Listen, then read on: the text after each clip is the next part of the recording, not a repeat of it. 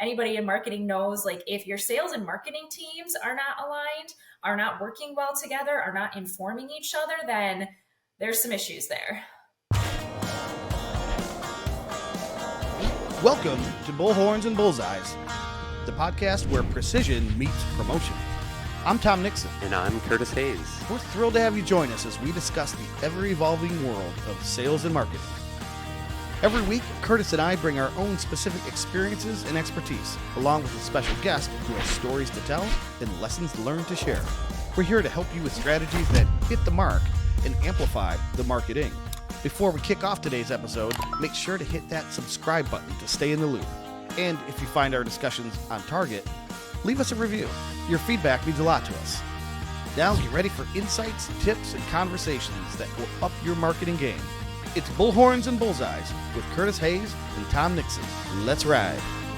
Hey Curtis, welcome back to Out of the Main. I was listening to an old episode and I realized I forgot when Terry Beam was on, we kicked you out of the podcast. So what are you doing here? I snuck back in, but I think you guys were going to replace me with my daughter. Is she around? Brooke. Could you get her? She's not around today. But after that Terry Bean episode, I do think we need to have Terry back on and let Brooke host that episode. It'd be a very intriguing I'd love it, if only for the day off, but I would love it because, man, you're off air after the fact. Your daughter reveals herself to be this like shining rock star that is just brilliant. You got your hands full there, my friend. Yeah, I got to have her take the assessment and figure out what element she is. But she gets very like in the weeds on technical things. And so she knows all of those letter combinations that we talked about, the NBTIs, the INTJs, and, all those things. And she memorized it all. So I think she could definitely talk shop with Terry all day long. Well, speaking of brilliant and speaking of my friends, I wanted to introduce to you, Curtis, a longtime friend of mine, and one-time colleague and ongoing compatriot in marketing, all things communications, and that is none other than Nikki Little. Nikki, welcome to the podcast. Thank you so much. I appreciate being invited to join you both here today. Absolutely. So your current title at Franco, you come to us on loan from Franco, which is a firm here in Detroit, and your current title is? Senior Vice President. Senior Vice President. You are now part owner of an all-woman-owned PR firm, correct? Yes. I invested in the company in 2022, and then we just recently had an ownership transition. So our CEO, Tina Kozak, is now majority shareholder and owner. And then along with our COO and president, Tina Sullivan, we are kind of the three owners of the company. And like you said, we are, as of recently, women-owned. Wow. Congratulations. And I think you recently are celebrating a milestone, correct? 60 years in business too. So it's been a very exciting first start to the year for Franco. Yeah, good. Well, thank you for taking time out of all of that busyness to join us today. I wanted to set the timeline, Nikki. So the year is 2010, and you're actually at Franco, and I'm at another agency, yes. And I somehow managed to steal you away from Franco, at least temporarily.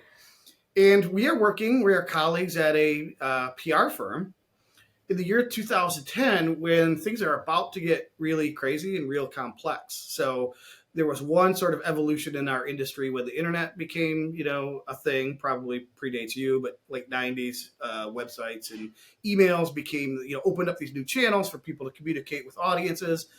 And then around 2010 is when social media started to mature. And that then splintered people's attention more. It created both an opportunity and a challenge for us as communicators, especially at a PR firm. And I remember us having internal conversations about this is the future. The future is no longer sort of these siloed communications efforts, but we need to embrace or invent something called integrated marketing, integrated communications. Yes. And today you are still one of the preeminent champions of that methodology and that sort of model. And so we wanted to talk to you today about integrated communications, and I'll have you explain what that means now in the year 2024.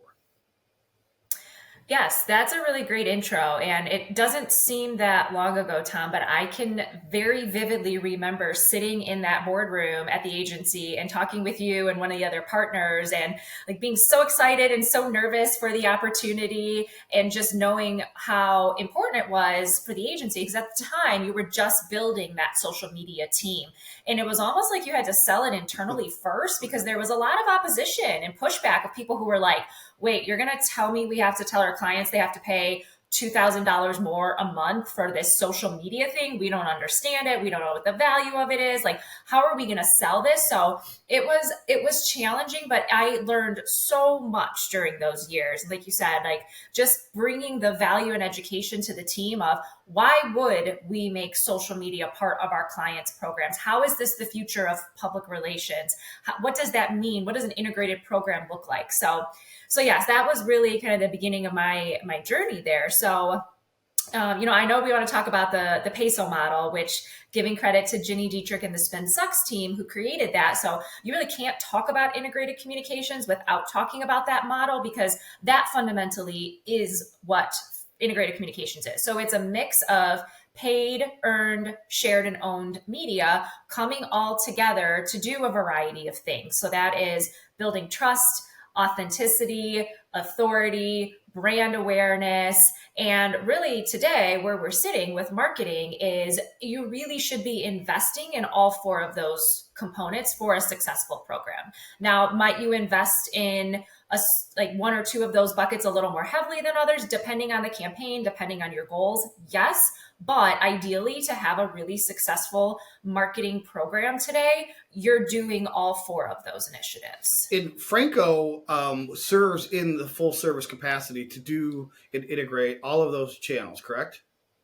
Yes, absolutely. And part of what I first did when I came back to Franco, so like you said, I was at Franco before I started working with you in March of 2010. And I, coming back to Franco in September of 2019, they were really on the cusp of redefining themselves as not a traditional PR agency and more of that integrated comms agency. And Tina Kozak at the time was like, I know that this is your bread and butter. So come in and help us do that because we're all on board, but we need to start marketing ourselves as an integrated comms agency, thinking of ourselves as one, talking to our clients about that. So that was a really great opportunity for me to kind of step into, again, they were like at the 1 yard line and just helping us to kind of shift that mindset of, yes, traditional PR, media relations, that's always going to be kind of the bread and butter and roots of what we've done and how we've built Franco to be a successful agency over 60 years. But we can't only be a media relations agency anymore. Yeah, true. What's interesting, Curtis, is our model, we call it the Team Lance model. So we are sort of the, I don't want to say anti-agency because I don't want to make it sound like there's like this adversarial position. But whereas, Nikki's team can offer all of this under one roof, you and I have created this model where we're all independent specialists. I don't know if there's more than one employee at any one of the companies that is part of the Kaleidoscope Team Lance model.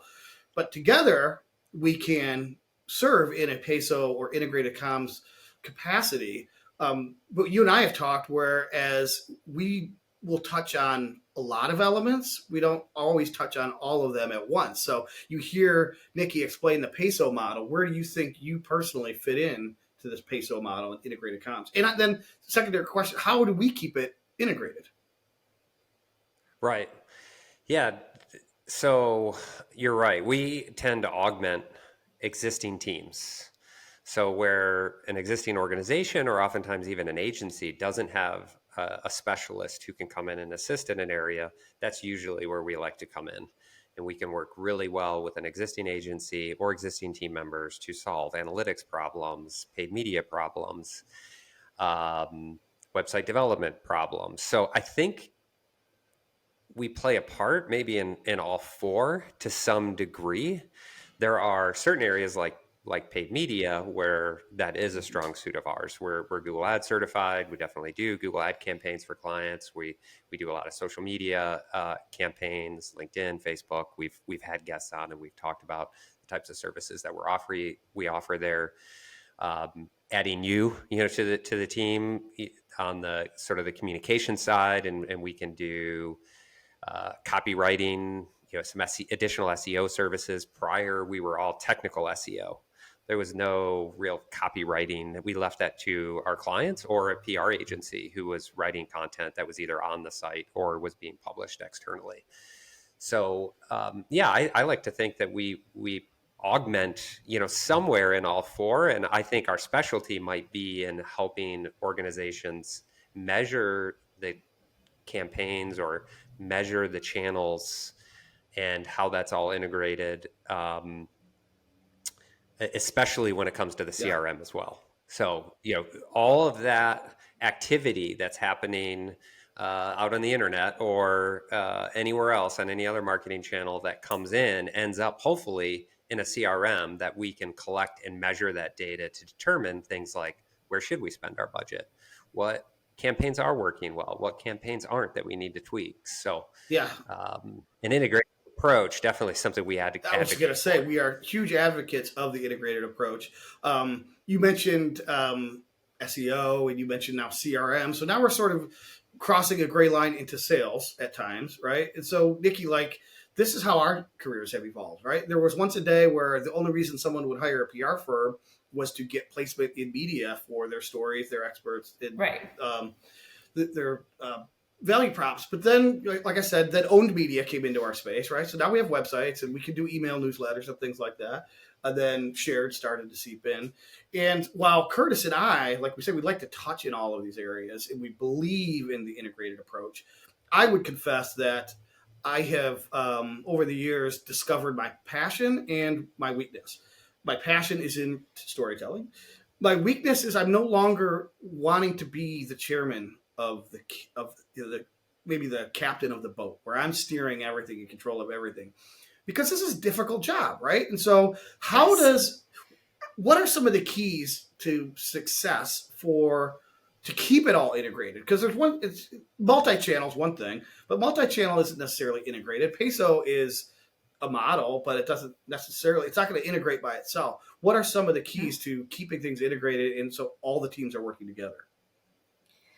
The keys are really, really strong internal communication and cross-departmental collaboration. So that's going to look different across different companies, right? Because you might have one person that does all marketing communications. That's wild to me. I don't know how one person can do it, but we know smaller companies, nonprofits, startups, right? You don't have the budget or the resources yet for a separate marketing team, a separate communications team, right? So, but for the teams, the companies that do have different people owning those different aspects of integrated communications, that collaboration and good internal communication is so crucial, because the integrated comms model does not work if teams are operating in silos. It is completely non-functional if your team that is charged with pitching something to the media is not aware of then what the marketing team is doing. So say it's a new product release, right?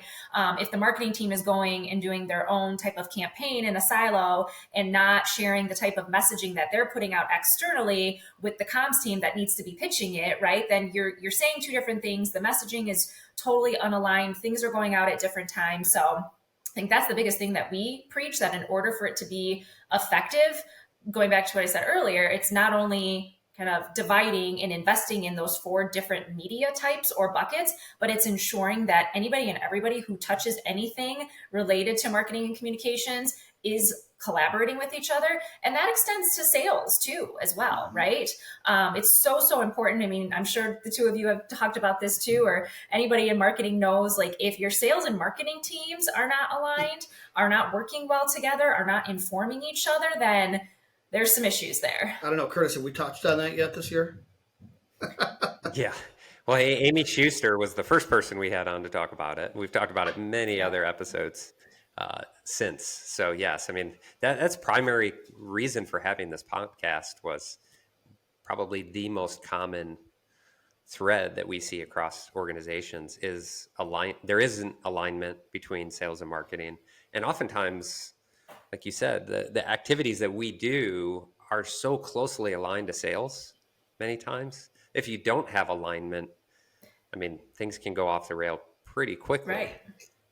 Lead gen is likely a sales activity more than a marketing activity, where the communications, the PR type activities, the branding activities, those are more your traditional marketing activities, but we call activities we do today marketing that might really be sales activities, Yes. like a paid search campaign where you're sending somebody to a form to fill out some information and get into the pipeline, the sales pipeline.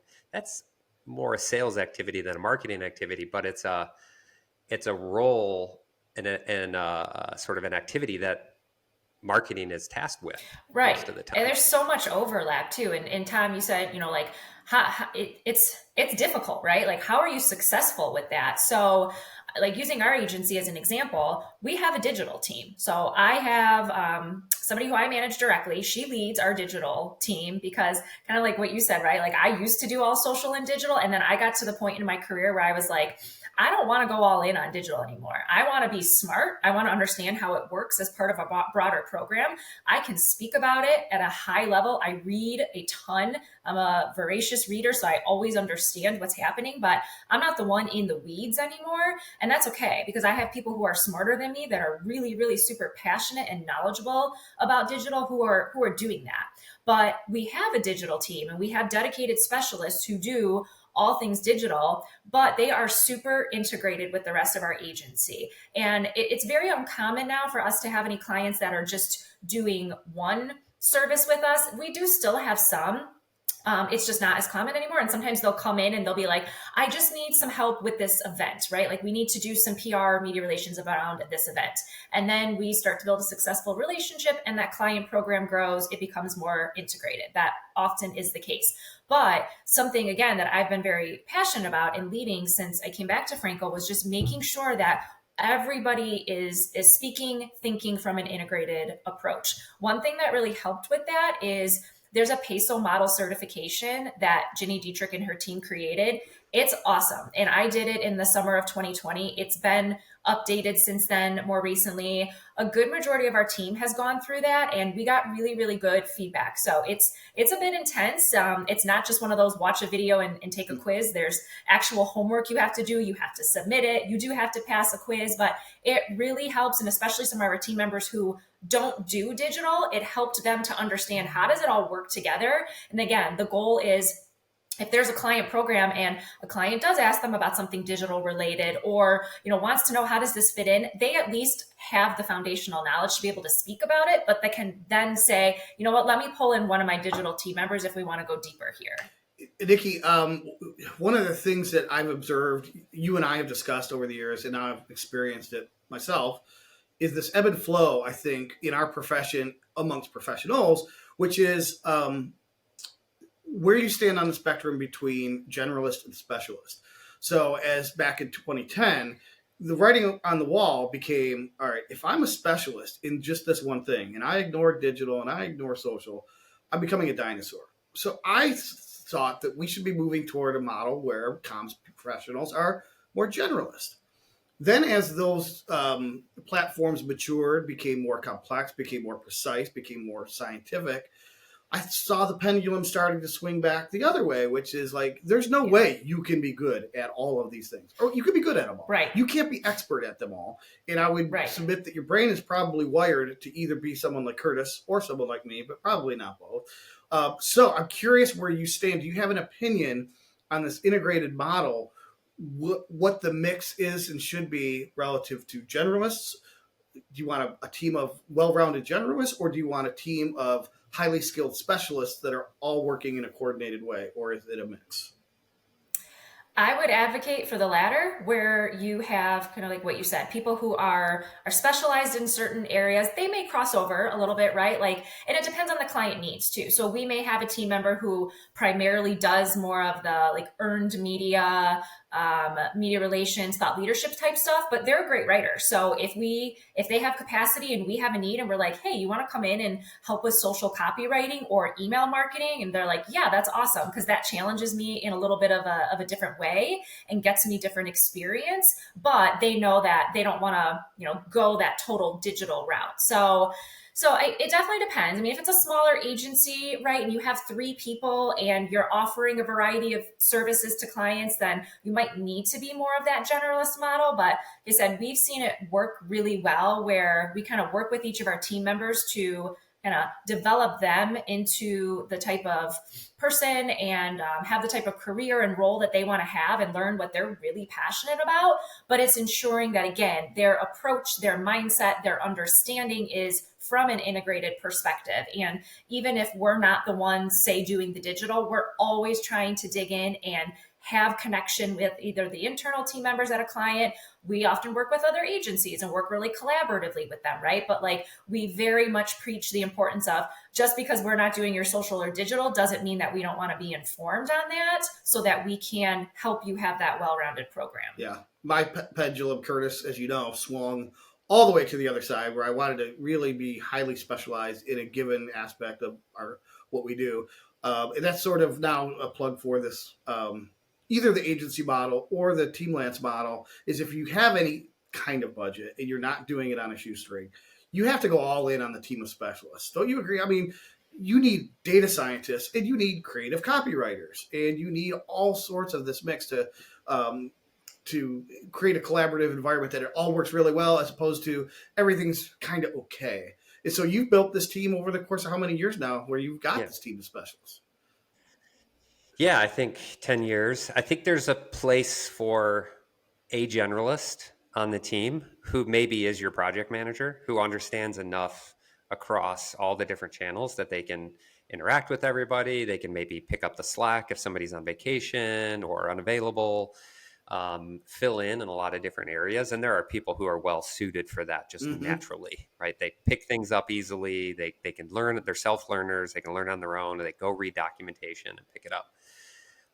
But there's this need today, as you've said, that the technology has gotten more and more complex and the platforms change at daily, such a rapid rate. You know, right. Facebook is updating their algorithm today and Google updates out their algorithm tomorrow. And this whole challenge of like nothing is static anymore. You don't get to just learn one of these platforms or learn a trade today and think that you're done and now you can work in that without continuing to learn.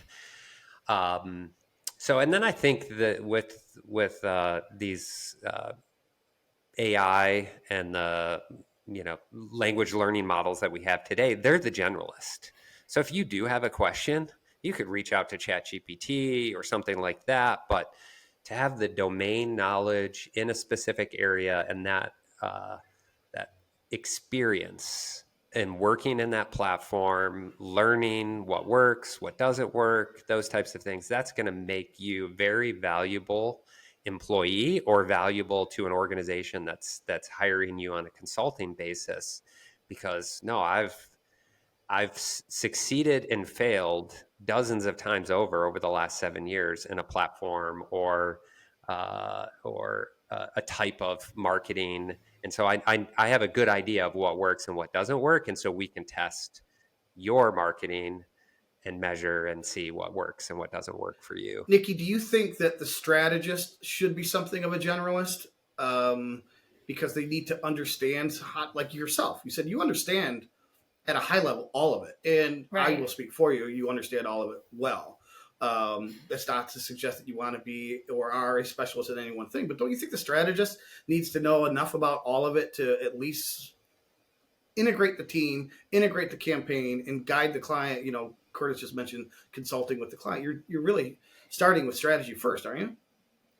Yes, 100%. And a lot of our programs, when we first start, especially with a new client, we always start with strategy. Sometimes they come to us and it's great already, right? They've already have a strategy built, they're implementing, they just need more boots on the ground or more external resources because they can't do everything internally. But there are more times than not that even if they do think they have a strategy, they'll come to us and we'll be like, no, like let us help you like redefine, reimagine, rebuild that strategy. And I don't think everybody is interested or wanting to be a strategist, right? Like I do definitely think there needs to be some element of solid strategic thinking to be a good communicator, a good marketer, to manage, to lead, to guide in this space. Absolutely. But it's not everyone's forte, and that's okay. So it's been important to us to identify those people on our team who are really good with strategy and like it and have a passion for it.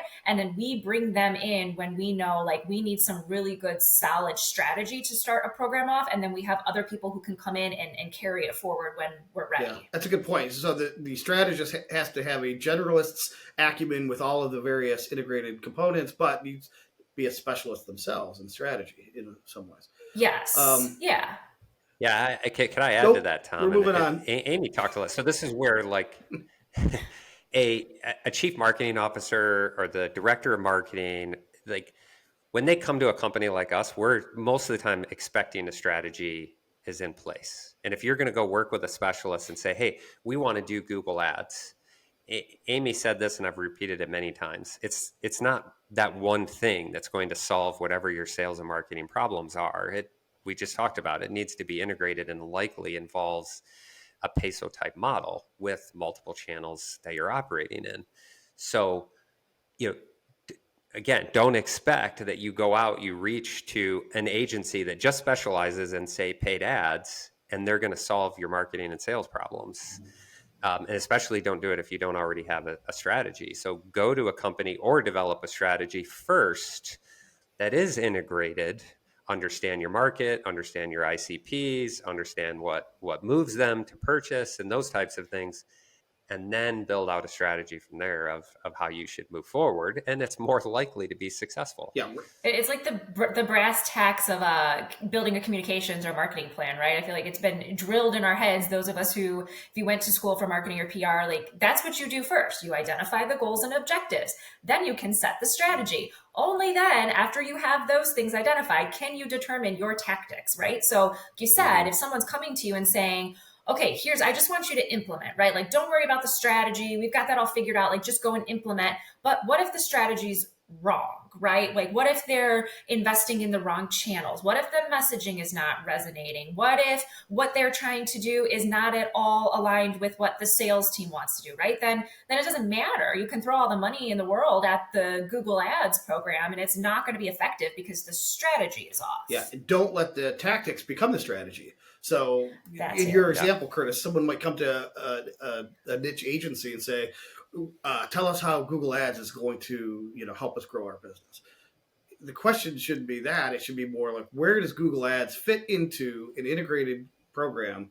Does it fit in? And then you examine it that way. So for years back in 2010, more like 2012, kept using the term tactic agnostic, which is like, I don't care what the solution is. I care about finding the solution. And that's sort of how I evolved out of the PR world, because it became increasingly clear to me that media relations alone was not going to be enough to solve a client's comms problem. All right. So I got to shift gears here quickly. We'll come back to this because the topic near and dear to my heart is, Curtis? Yacht Rock? No. It is, but podcasting, and I do have a Yacht Rock podcast. So, yes, you do. Frank, I was close. It's one of the two, really. Nikki, were you a part of the team that started the Frankly podcast at Franco? I was not. I cannot take any credit for it. Shame on you. I supported it, fully supported it. Tell us about that podcast, because I'm a podcasting nerd. Yes. So we are actually looking at my notes, make sure I get this right, episode 42. So we launched in September of 2022, and our co-hosts are Rachel Peligian and Dan Horn. And they came to our leadership with the idea, and they said, we've been thinking about this. We've been wanting to do this. It hasn't been the right time. We feel like it's the right time now. Like we were kind of coming out of that rebrand in a way toward the integrated communications model. They felt like there was a need in the space, certainly locally. There was nobody else doing a podcast about integrated communication. Even me? And even you? Yeah, well, okay. I probably was, but yes.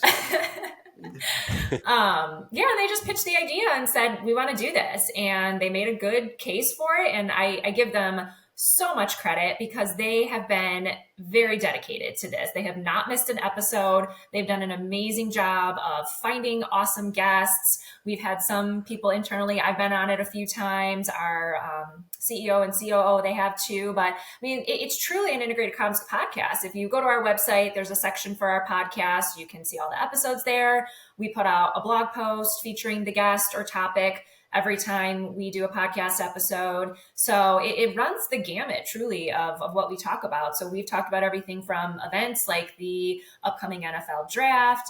We've talked about CES, the auto show, presentation skills, digital marketing, like when the big focus of moving away from Universal Analytics to GA4. What did that mean? We brought our website developer partners on to talk to us about it.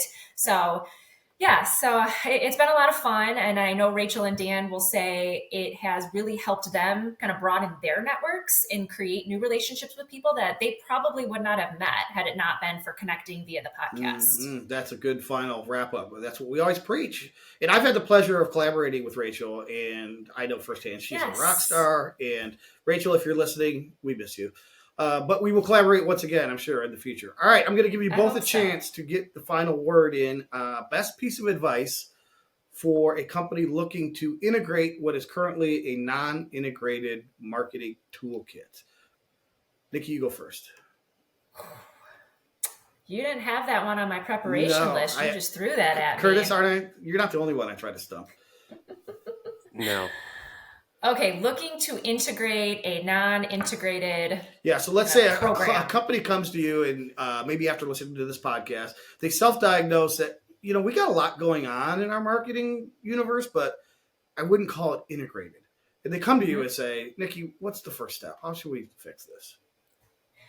Our first step would be recommending to do an audit. So we would dig in and audit everything that they're doing across the marketing and comms spectrum, talk to the people who are implementing, leading that work, and identify what's working well, what's not working, and ideally get some business goals or kind of product service type goals, right? And understand from a bigger picture, what are you trying to accomplish? What do your initiatives look like today? Any current results, and what's missing, right? So again, if we can identify that they're spending a ton of money on social media advertising and maybe investing a ton in Facebook. We actually just went through this with a client who we're doing their digital advertising now, and we're like, there was an extraordinary amount of money being spent on Facebook with nowhere near enough results. So we're going to flip that and we're going to invest more in LinkedIn because that's where we know their audience is primarily spending their time. It's not Facebook, right? So the first thing I would definitely recommend is that audit and digging in to understand where are the gaps with the cross-departmental communication and information sharing. Yeah. Okay. Great. That's great advice. Curtis, you've had more time to think about it. So what are you going to do to top Nikki? Well, after this conversation today, I think I'm just going to refer them to Franco to do this audit. That's probably the smart move. There you go. All right. Well, I'll accept that as an answer, as long as Nikki's got to, Franco's got to hire you to come in and do some ninja work on their analytics and ads. So, anyways. Well, I'll just say, we often start again, looking at the data, and I think if they don't have the right data to make good decisions today, that's something that they need to do. So very similar example to what Nikki said, like, are you collecting conversion data? And are you collecting, especially in the lead gen space, what happens with those leads? That's the biggest thing. You might be getting good conversions from a channel, but good conversions can be interpreted by different people in different ways. So are they qualified leads, and is that lead turning to business? I think we really want to know that, the value of a customer, and are these channels actually working to generate ROI? And if a customer can't answer those questions, typically we're starting a project to help them collect better data that allows them to make better decisions. But I would say have a strategy first. Otherwise, you don't know what you're collecting, why you're collecting it. The data doesn't mean a whole lot until you probably have this strategy and these shared definitions. It's a good point, because Nikki, back in 2010, while this was just starting to get going, we didn't have access to the data we have now. I mean, No. so because it sounded like you were echoing what Curtis said in terms of like understanding that conversion data is so key. Yes, understanding, like you said, and it all ties to data, right? What's working, what's not working, what are we investing too much in, what are we not investing enough in? That all needs to be answered and determined and adjusted before an integrated comms program can be implemented and can start showing results. Awesome. All right. Well, there's much more to the story. You can learn more about Nikki and her agency at, is it still francopr.com or did you have to update that? Just Franco, franco.com. Franco.com. I figured as much. Okay. Well, thanks. Come back again sometime and we can continue the conversation. Yes, I'd love to. And let's get you guys on the Frankly podcast. I know Rachel and Dan would have a great conversation with you. So I'm cordially inviting you to come on the Frankly podcast. And we are cordially accepting. So we'll just... Great. Sounds like another crossover Yes. event. Yes. The crossover event of next season. We already did the crossover event of this season. So, all right, cool. Well, until then, Nikki and listeners and everyone else, thank you for joining us on Bullhorns and Bullseyes.